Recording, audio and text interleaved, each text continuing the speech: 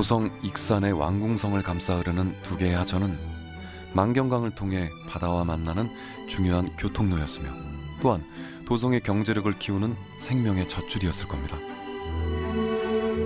기원전부터 익산이 물류와 생산의 중심이었음을 추정해 볼 수 있는 단서가 있습니다. 익산시 신흥동 유적에서 발견된 중국 서한시대 동전인 반량전. 이를 통해 기원전부터 중국과 밀접하게 교류했음을 추정해 볼 수 있죠. 또한 왕궁리 인근 평장리 유적에서 나온 유물이 익산 도성의 토대가 된 마한이라는 나라의 존재를 증언하기도 했습니다. 구름과 풀린 무늬로 장식한 청동거울은 기원전 2세기 전후에 만들어진 겁니다. 이는 고조선 준왕이 익산에 정착한 것으로 이야기되는 기원전 194년에서 180년 사이의 시기와 일치하죠.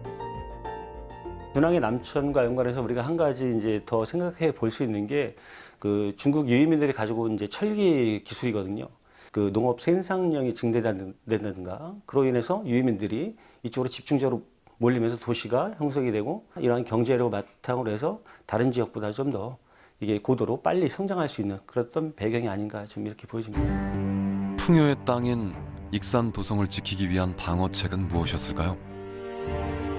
토층 조사를 통해 과거에는 수량이 상당했음을 알 수 있는데 이는 두 개의 하천이 왕궁을 방어하기 위한 수단이었음을 추정해 볼 수 있는 대목입니다. 그리고 궁성 뒤쪽의 높은 산들이 도성을 지키는 외곽성의 역할을 했을 겁니다. 이때 사용됐을 것으로 추정되는 성곽만 모두 10여 개. 금강정맥에 만들어 놓은 다른 산성과 달리 해발 100m가량의 야트막한 곳에 자리한 오금산성.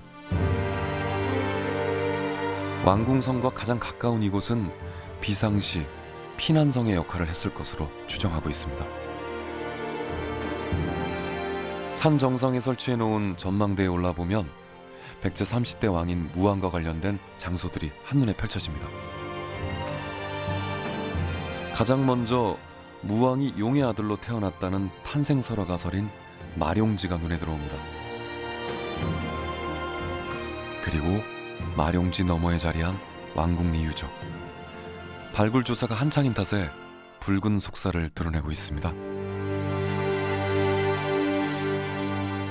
제가 서 있는 이곳에서는 저 남쪽에 자리하고 있는 궁성 유적을 한눈에 조망할 수 있습니다. 지금까지 발굴 결과를 통해 이곳 오금산성은 궁성을 지키던 군대들이 주둔해 있었을 것으로 추정해 볼 수가 있습니다. 그래서 위급 상황 발생 시에 이곳으로 피난할 수 있는 시설이 있었을 겁니다.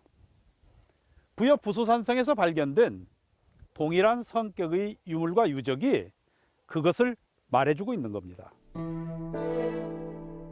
오금산성이 피난성의 역할을 했던 단서를 왕궁 유적에서도 확인할 수 있습니다.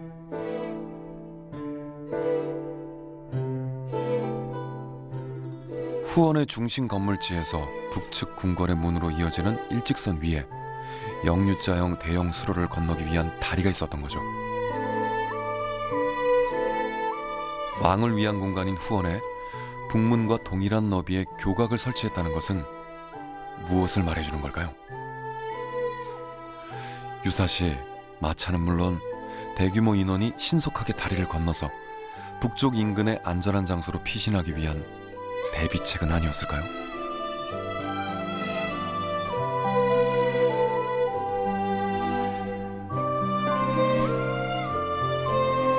지도를 통해 보면 왕궁을 중심으로 옥룡천과 부상천이 감싸 흐르고 미륵산성을 비롯한 10여 개의 산성이 왕궁으로 연결되는 북쪽 길목과 금강 하구를 지키고 있습니다.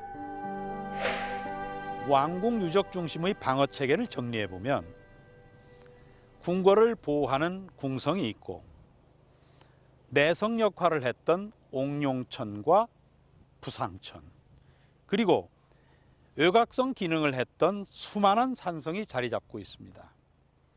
이를 통해 익산 도성이 아주 체계적인 방어 시스템을 갖추고 있었음을 알 수 있는 건데요. 도성 안에서 왕과 왕실 사람들의 공간인 궁성은 명확히 그 모습이 확인되었습니다. 그렇다면 익산 도성의 경계는 어디까지였는지 궁금하지 않으십니까?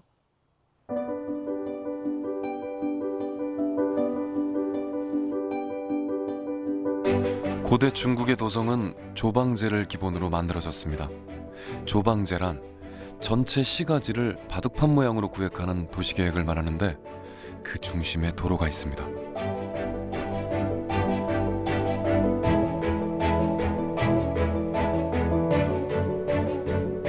왕궁리 유적 근처에서 왕궁 외부를 잇는 백제시대 도로가 그 모습을 드러낸 것은 지난 2016년. 농수로 공사를 하기 위해 땅을 파다가 오늘날 대로격인 왕경도로 한 곳과 임시도로 구간 두 곳이 확인된 겁니다.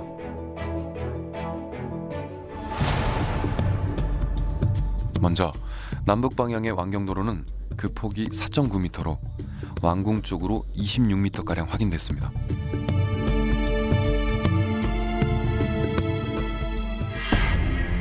도로의 단면을 통해 조성 방법을 살펴보면 먼저 평탄화 작업을 한 땅에 강도를 깔죠.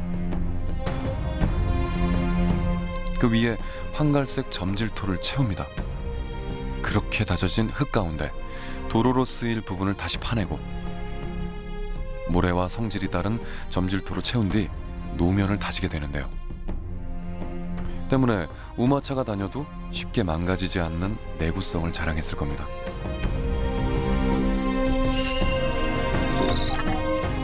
그리고 도로 한가운데서는 배수시설로 추정되는 판형 석재까지 나왔죠.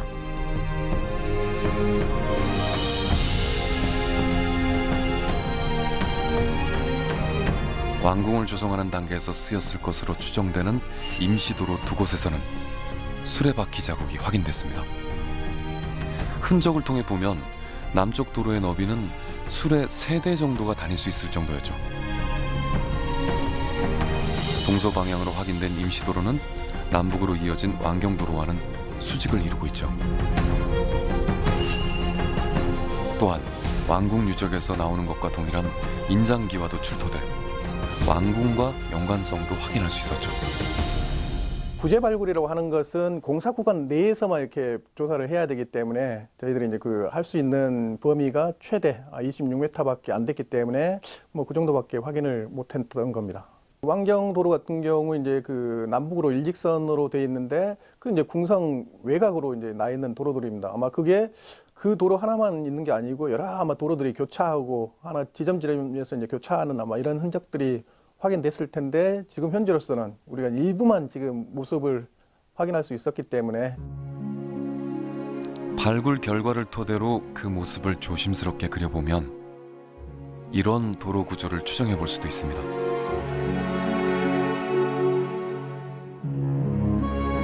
하지만 익산 도성의 모습과 그 경계가 어디까지였을지 아직까지 명확히 드러난 것은 없습니다. 학자들 사이의 견해도 천차만별이죠. 그렇다면 일단 왕궁을 중심으로 지금까지 확인된 도성 관련 유적을 살펴볼까요?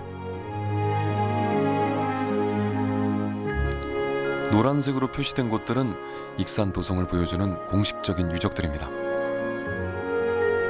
그리고 여기에 더해 당시 사람들의 흔적이 곳곳에서 확인되고 있습니다. 앞서 이야기했던 왕궁 남쪽의 왕경도로는 물론 바로 앞 탐리마을에서도 왕궁과 동일한 성토층이 확인이 됐습니다. 그리고 사직단으로 추정되는 신동리 유적에서도 익산 도성의 모습을 떠올려 볼 수 있습니다. 지난 2001년에는 왕궁터 동남쪽 700m 지점에서 백제 토기 조각과 당시 사용했던 우물이 확인됐죠.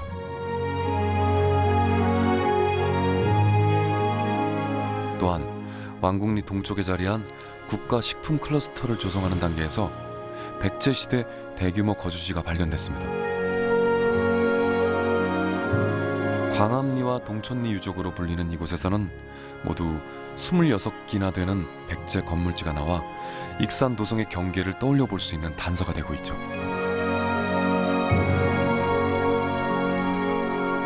왕궁을 중심으로 한 익산 도성의 블랙박스가 조금씩 그 모습을 드러내고 있는 겁니다.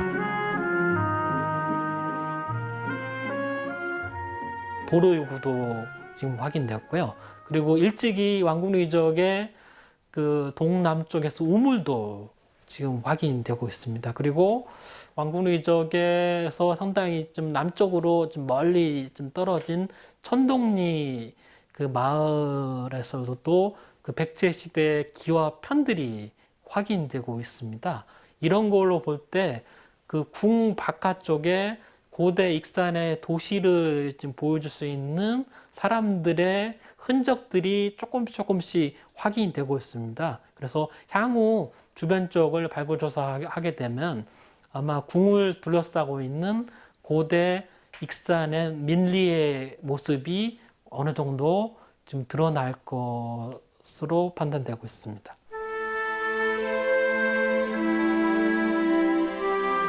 백제 도성이었던 서울과 공주 그리고 부여. 안타깝게도 왕궁의 형태나 도성의 모습이 명확하게 확인된 곳은 아직 없습니다. 그런데 아이러니하게도 가장 완벽한 형태의 도성 구조가 남아있는 곳이 바로 익산입니다.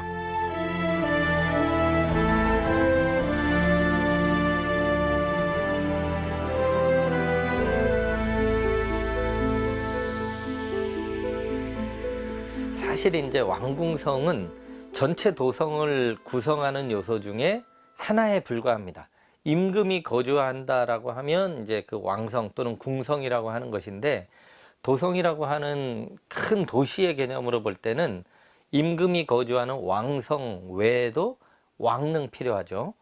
그리고 사찰, 어떤 그 당시의 사상을 대별하는 그러한 사찰도 필요하고, 그 다음에 방어를 위한 주변의 방어성들이 갖춰져야 되는데, 이 네 가지 요소가 거의 다 갖춰질 때 우리가 흔히 완전한 도성의 개념을 상정할 수가 있는데요. 고고학적인 어떤 증거만 따져 본다면 그러한 측면에서 보면 지금 익산 같은 경우는 오히려 공주나 부여보다도 더 완전한 그러한 어떤 도성의 모습을 갖추고 있다고도 볼 수 있어요. 1966년 익산 천도설이 처음 제기되었을 때 학계에서는 말도 안 되는 일로 받아들였던 것이 사실입니다. 대부분 학자는 물론 지역에서도 마찬가지였었죠. 하지만 익산 미륵사지, 왕궁유적, 제석사지, 쌍릉 발굴을 통해 그 이야기에 점점 무게추가 이동하고 있습니다. 지금까지 우리가 배웠던 역사를 새롭게 써나가는 것이죠. 거기에 더해 익산도성은 백제 그 어느 곳보다 더 완벽한 형태의 도성이었다는 점을 기억해야 할 것입니다.